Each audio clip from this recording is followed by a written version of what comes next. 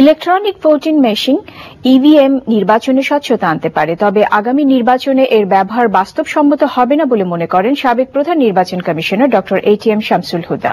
স্থানীয় সরকার নির্বাচনগুলোতে পর্যায়ক্রমে ইভিএম ব্যবহার করা হলে জনগণের কাছে এতদিন গ্রহণযোগ্যতা পেত বলেও মনে করেন তিনি। সকালে রাজধানীর এফডিসি মিলনায়তনে ডিবেট ফর ডেমোক্রেসি আয়োজিত বিতর্ক অনুষ্ঠানে তিনি এসব কথা বলেন। ইভিএম এর ব্যবহার নির্বাচনে সর্বোচ্চ স্বচ্ছতা নিশ্চিত করবে কিনা এ বিষয়ে ছায়া সংসদ বিতর্কে সভাপতিত্ব করেন debate for democracy chairman Hasan Ahmed Chowdhury Kiran. সরকারি দল হিসেবে অংশ নেয় BGMEA, university of fashion and technology এবং বিরোধী দলে ছিল ঢাকা ইন্টারন্যাশনাল ইউনিভার্সিটি। আজকে দুই পক্ষের বক্তব্য যেখানে ইভিএম নিজে একটি ব্ল্যাক বক্স, সেখানে ইভিএম যন্ত্র পরীক্ষামূলকভাবে চালানো হোক।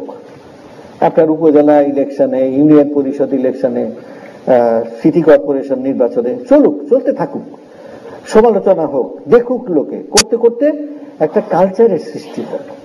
এটা আপনার 5-7 বছর যদি চলে, let us build the confidence of the people in the system. তারপরে এটা হলে তখন এই রাজনৈতিক দলের লোকজনও আর তখন আপত্তি করবেন না। প্রধানমন্ত্রী